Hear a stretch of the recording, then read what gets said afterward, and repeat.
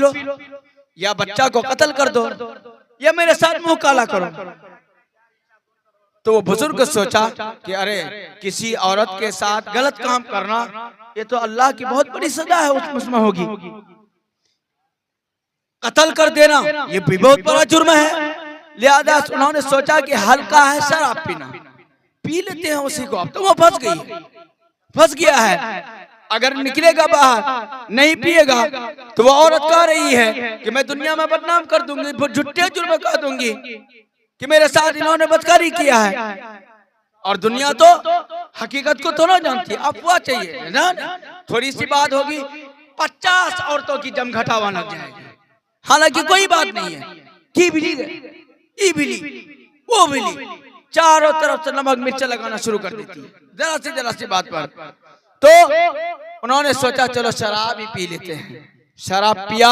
मेरे दोस्तों, मेरे भाइयों, सुनो अंजाम क्या हुआ। उस शराब की वजह से नशा में आया और नतीजा ये हुआ कि बच्चे को भी कत्ल किया और जिना उस औरत के साथ मुंह भी काला कर लिया। ये किसका नतीजा हुआ? शराब का नतीजा हुआ कि नहीं हुआ? शराब का नतीजा हुआ कि नहीं हुआ? अरे शराब की वजह से हुआ ना। आज नौजवान कई मर्तबा आता है, बाद नौजवान कई मर्तबा मुफ्ती साहब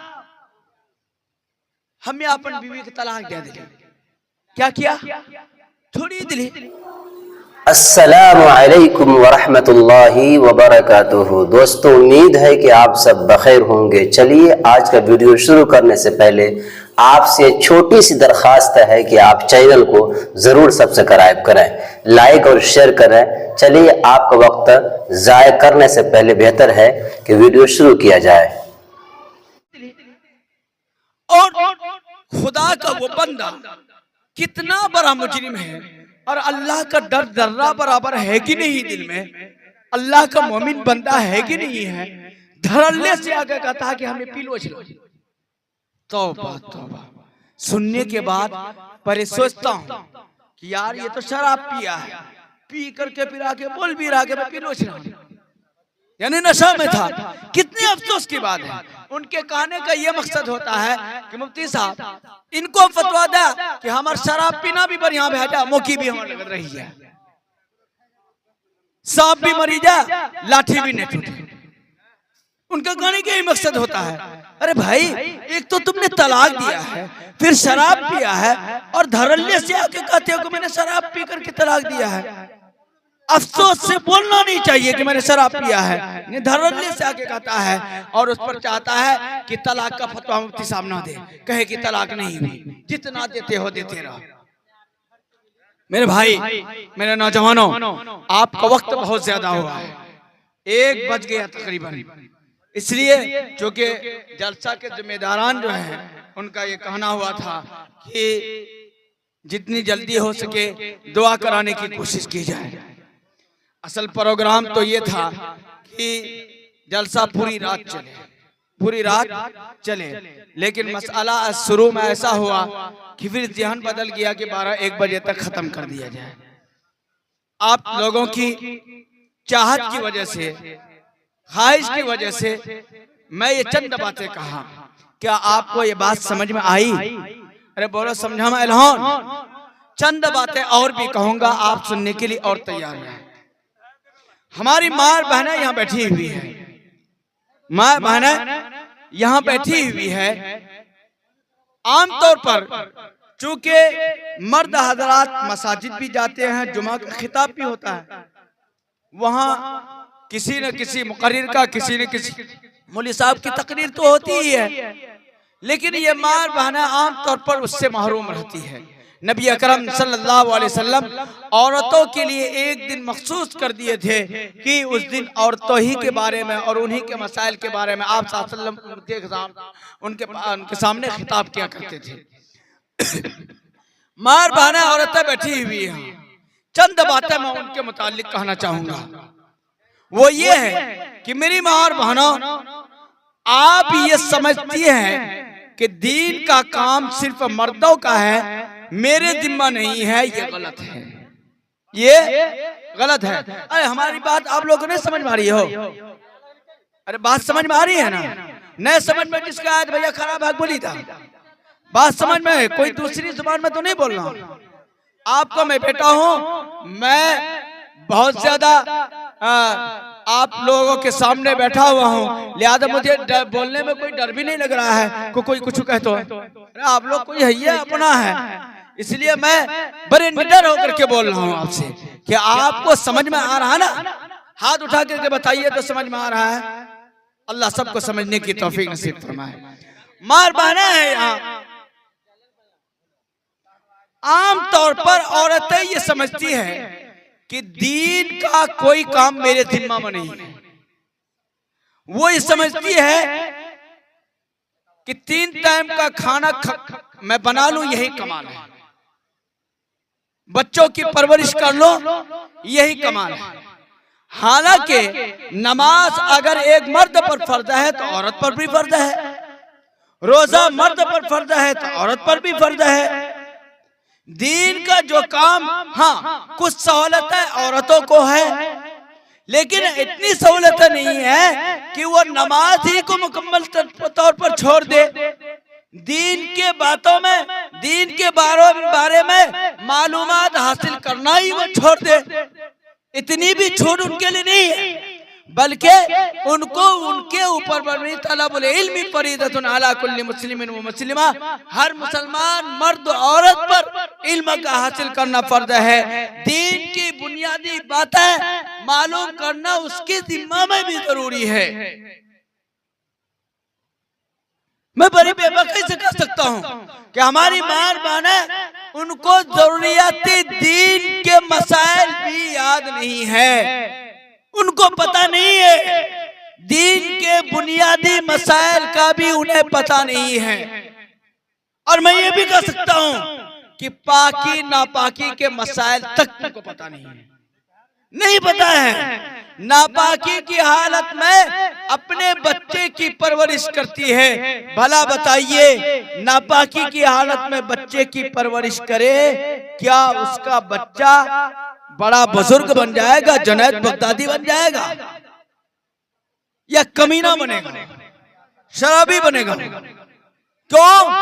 पता ही नहीं है। गुस्ल के फराइज नहीं पता है, कितने फराइज हैं, वुजू के फराइज पता नहीं है। एक मर्तबा एक मौलाना साहब तकरीर कर रहे थे, मौलाना साहब ने एक बड़े बुजुर्ग से कहा कि हजरत ये बताइए गुस्ल में कितने फर्ज हैं, कितने फराइज हैं? तो वो बड़े बुजुर्ग थे, उन्होंने सोचा कि अगर थोड़ा बताएंगे तो मौलवी साहब मानता है नहीं। अरे कनाकुर बच्चे भी इतने मानते, तो कहा हजरत 10। कितना? क्या कहा? 10। तो हजरत ने कहा, तो वो बड़े बुजुर्ग सामने बैठे हुए थे, उन्होंने सोचा कि वो कम भाग लिया, कनाकुर भाग लिया जो मौलवी साहब नहीं माने, कल 20।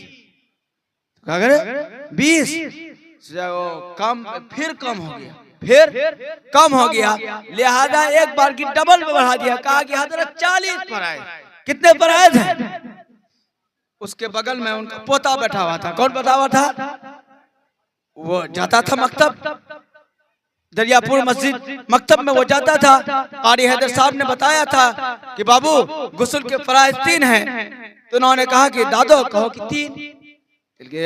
मार मोटा थप्पड़, मौलवी सब 10 और 40 बता दिली, नहीं मान की 3 की मानी मानता है।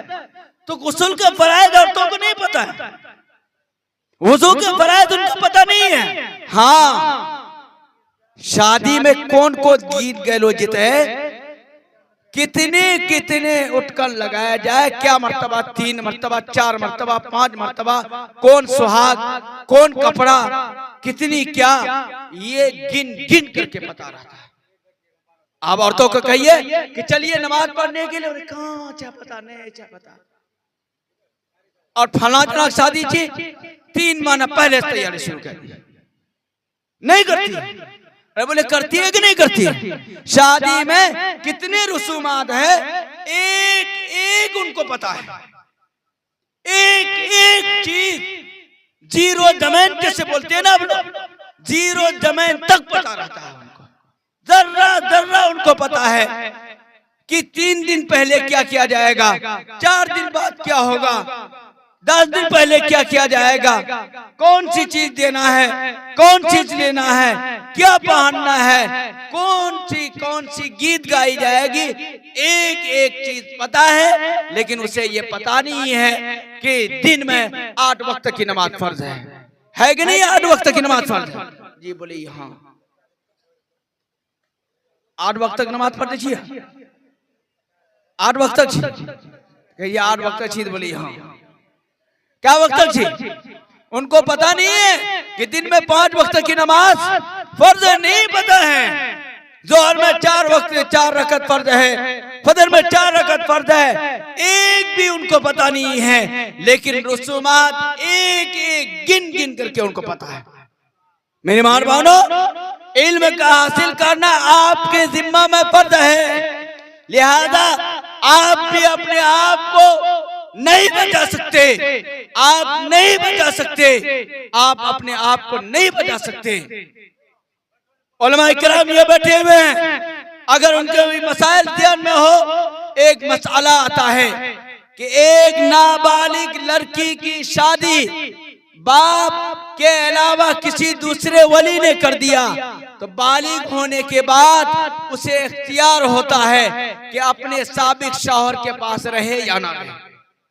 नाबालिग यानी 8 साल 6 साल की बच्ची की शादी बाप नहीं, चाचा ने करा दिया और किसी ने करा दिया वली बन करके, तो बालिग होने के बाद उसे इख्तियार होता है कि अपने उसी शौहर के पास रहे। ये भी इख्तियार रहता है कि ना रहे, वो कह दे कि मैं उस शौहर के पास नहीं रहूंगी, मैं दूसरी शादी करूंगी, दूसरी जगह शादी करूंगा, ऐसा कर सकती है। बाप के अलावा किसी और, बाप दादा के अलावा किसी और ने शादी करा दी, बाप दादा ने अगर शादी करा दिया तो वहां इख्तियार नहीं रहता, ये मसला है। लेकिन वहीं पर एक मसला ये आता है कि अगर उस लड़की को पता ना हो कि मुझे ये इख्तियार है, चूंकि बालिग होने के बाद फौरन उसे कहना होगा कि मुझे ये शौहर पसंद नहीं है, बालिग होने के बाद ही। आपको पूरी बात समझ में नहीं आएगी, उलमा लोग समझते हैं, बालिग होने के बाद फौरन उसे कहना होगा कि मेरे जिस शौहर से चचा ने भाई ने मेरी शादी करा दिया है, मैं उसके पास नहीं रह सकती, उसे ये कहना होगा। लेकिन अगर उसको ये मसला पता नहीं था, 2 महीना 4 महीना 2 साल 4 साल के बाद पता चला, अब वो कह रही है कि मैं साबिक शौहर के पास नहीं रहूंगी, उलमा ये कहते हैं कि अब उसे इख्तियार नहीं रहा, उनको मसला पता नहीं था, वो उनकी गलती है, वो उनकी गलती है। ये नहीं कहा जाएगा कि मसला मालूम ना रहने की वजह से 2-4 साल के बाद भी उसे इख्तियार होगा, नहीं, मसला मालूम ना रहना वो उनकी गलती है। लिहाजा अगर दीन के एतबार से लोगों ये कहते हैं ना, भाई मैं जाहिल हूँ, मैं वाकिफ नहीं हूँ, अरे कल कयामत के दिन ये कहने पर भी ठुकाई होगी, हाँ होगी ठुकाई। आज मौलवी साहब पर फौरन उंगली उठती है कि हाँ मौलवी साहब है, और वो अपनी बीवी को लेकर के जोकी आ जाता है, वाह मौलवी साहब, मुफ्ती साहब ब्याह के जोकी जैसे सब लोग सबकी उंगली उधरे रहती है, और आप जाते हैं तो मैं जाहिल हूँ नावाकिफ हूँ, कुटाई होगी इस पर, कुटाई और कुछ नहीं। ये शैतानी वसवसा है, चूंकि जाहिल रहना ये आपकी गलती है, बच्चियों का जाहिल रहना ये उनकी गलती है, औरतों का जाहिल रहना ये उनकी गलती है। क्यों वो जाहिल नहीं, कल कयामत के दिन इसके बारे में भी पूछो। आप ये नहीं कह सकते कि मौलवी साहब पकड़ा तो जाएगा, मुफ्ती साहब गर्दन उसका पकड़ा जाएगा, हमारी गर्दन पकड़ा नहीं जाएगा, ये नहीं कर सकते। जाहिल लाना ये आपकी गलती है, आपके ऊपर में जरूरी है कि आप इल्म हासिल कीजिए, मालूमात आप हासिल कीजिए। तलबुल इल्मी फरीदतुन अला कुल्ली मुस्लिमिन व मुस्लिमा, ये सब के लिए है, मर्द के लिए भी औरतों के लिए भी। दीन की बुनियादी बातें मालूमात आप हासिल कीजिए, आप नमाज के फराइज याद कीजिए, आप नमाजें पढ़िए। अल्लाह के रसूल सल्लल्लाहु अलैहि वसल्लम ने फरमाया, जो औरत ये काम कर ले, 5 वक्त नमाज पढ़ ले, रमजान का रोजा रख ले, शौहर की इताअत कर ले, अपनी इज्जत की हिफाजत कर ले, जन्नत के जिस दरवाजे से चाहे जाए दाखिल हो सकती। मार बहनों, आप तक आवाज ना करें। आप क्या एलसीडी की वहां नहीं जा रहा क्या? वो नहीं बुझ दिखाई नहीं दी तू थे देखे। आप खामोश रहें, बस सिर्फ 5 से 7 मिनट और 5 से 7 मिनट और उसके बाद मैं अपनी बात को समझूंगा इंशाल्लाह। 5 से 7 मिनट और बर्दाश्त कर लीजिए।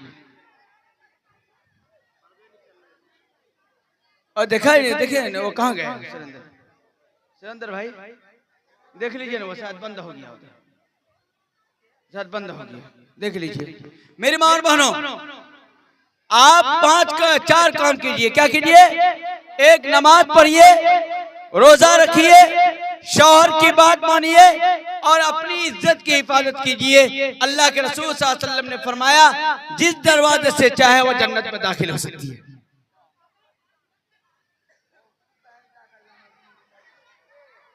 क्या हुआ भाई, कोई खबर तो ले।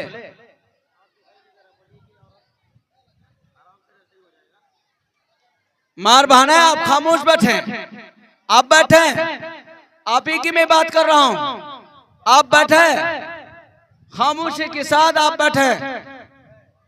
मार बहाने, आप बैठ जाए, बातें ना करें। मैं जानता हूं कि बातें करना आपकी आदत है। जो जहां 2 औरतें बैठे, तीसरे की बात ना हो तो उनको मजा नहीं आता है, खाना हजम नहीं होता। मार बहने, आप बैठे, बहुत जल्द दुआ होने वाली है। मेरी मार बहनों, आप ये 4 काम कर लें। ये 4 काम आप करेंगे, आप दीन के बुनियादी बातों को हासिल कीजिए, तहारत हासिल कीजिए। एक वाकया सुना करके अपनी बात खत्म करता हूँ। ख्वाजा मोइनुद्दीन चिश्ती रहमतुल्लाह अलैह का नाम आप लोगों ने सुना होगा। बहुत बड़े बुजुर्ग गुजरे हैं, बहुत बड़े। एक मर्तबा बंगाल के सफर में गए, लाखों लोगों ने उसके हाथ में इस्लाम कबूल किया। क्या किया? लाखों लोगों ने उसके हाथ में इस्लाम कबूल किया।